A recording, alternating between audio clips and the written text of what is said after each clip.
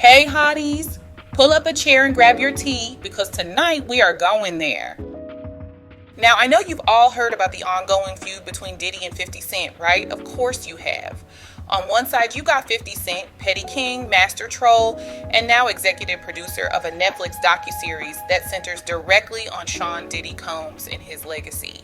On the other side, you got Diddy, one of the biggest moguls in hip-hop history, now in prison after being convicted on prostitution-related charges while still facing a wave of lawsuits and public accusations.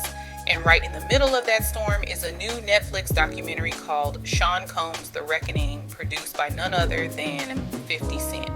Diddy's camp has slammed the project, calling it a hit piece and claiming the production used footage without permission, even trying to stop the release. So tonight we're breaking down what's happening right now, but we're also digging into why these feuds go so deep. Ego, pride, power, and pain, the real stuff that drives celebrity relationships. Hey my hotties, welcome back to Hot, Toddy, and Tea. Now listen, this isn't about dragging anyone or pretending we know every truth behind closed doors. I'm not a prosecutor, I'm not a victim, and I'm not a fan club president. I'm just putting together what's public, what's documented, and what these men have been serving to the world. And I want you right there with me, thinking for yourself, questioning motives, and deciding who, if anyone, is winning in this situation. Netflix just released this 4-part docu-series diving into Diddy's rise in the music world, his influence, and the darker side of his story, including allegations of abuse and the legal cases that ultimately put him behind bars. The documentary includes interviews with alleged victims, former associates, industry insiders, and even jurors from the case. It shows the pattern of accusations against him and emphasizes that while he was cleared of major racketeering and trafficking charges, he was convicted of offenses related to prostitution. And the big headline is that 50 Cent helped produce it. Well, he's been hinting at this project for a while, saying he wanted the truth out there and that any earnings would go toward supporting victims. Meanwhile, Diddy's team says this is personal and intentionally damaging them, and they're not hiding their frustration. Netflix isn't backing down, saying the content is important and was gathered legally. Let me ask you something, hotties. If someone who cannot stand you produced a documentary about your worst allegations, could you ever see that as fair? Drop your answer below. To understand why this is so intense, we have to rewind about 20 years. This feud didn't magically appear with the documentary. It goes back to early 2000s business tensions. One major example is rapper Mace.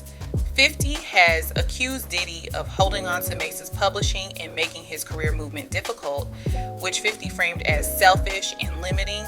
From there, 50 began chipping away publicly at Diddy's image, clowning the dancing, the clothes, the business deals, even the vodka brands, especially when the two were competing in the liquor market. Over the years, 50 has suggested Diddy had questionable involvement or knowledge around major violent events in hip-hop history, with allegations Diddy has consistently denied. Then come the jokes about money, control, greed, and the trolling sharpened as allegations about abuse began to surface.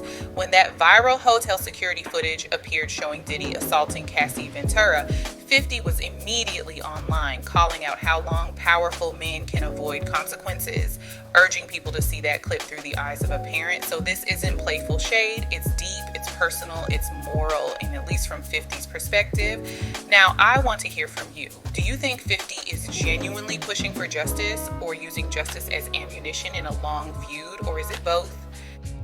Now, fast forward to the present legal situation. Diddy has faced multiple civil lawsuits from individuals accusing him of assault, violence, and coercion. Federal agents raided his properties, leading to criminal charges, including sex trafficking accusations, though he was acquitted of the most serious counts. He was ultimately convicted on 2 prostitution-related charges and sentenced to 4 years. So how did 50 respond? The only way 50 responds publicly, he made jokes, memes, and commentary at every turn, even writing a letter to the judge warning about Diddy's behavior. And now, instead of Instagram trolling, he has placed this story in the hands of the world's biggest streaming platform, a narrative that will live on long after social media deletes a meme. So here's another question for you hotties. When that video of Diddy with Cassie surfaced, how did it make you feel? Did it change how you saw the situation? Let me know in the comments. I really am interested in what you think about what you saw. Now let's talk about ego, because ego is at the center of this whole situation. These are two powerful men who rose from the bottom to the top. They became leaders, bosses, moguls with millions of dollars and millions of fans watching their every move. They are used to being invincible. They are used to being the alpha. So when 50 sees Diddy as a bully or controller, his ego won't let him sit quietly. He sees himself as the one who will speak up. And for Diddy, imagine living decades as a celebrated icon, and then one rival keeps poking, questioning, mocking, and now executive producing the story of your downfall. That is ego on fire. But underneath ego, emotions, hurt, resentment, betrayal, business deals gone bad, people switching sides, apologies never given. Tell me this, hotties, in your own life, how many grudges come down to a feeling that someone never acknowledged your pain? Now crank that up to global fame. We also have to recognize our role in this, the audience. We click the stories, we binge the documentaries, we turn real trauma into popcorn entertainment. Networks see the views go up and they say, give us more. There is absolutely a need for accountability and justice when real people are harmed. But at the same time, are we consuming their pain for the thrill of the storyline? I want you to answer that honestly. So here are my questions for you tonight. Do you think 50 Cent's mission is justice or revenge? Can someone as influential as Diddy ever receive a truly unbiased documentary, whether praise or criticism? If you were in 50's position, would you stay quiet or would you make sure the world finally heard you? And when we watch this documentary, are we doing it to learn or to be entertained? Finally, what does this feud teach us about our own egos and pride? Victims deserve to be heard, and their truth matters. And at the same time, people will always use big scandals to settle old scores. So now I'm passing the mic to you, hotties.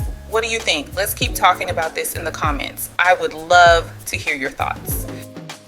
Hey hotties, don't forget to like this video and subscribe to the channel. It really helps so that I can continue bringing you a different style of talking about today's topics. I like to put a psychological aspect on it and get us thinking beyond what we see and hear. I wish you peace and love.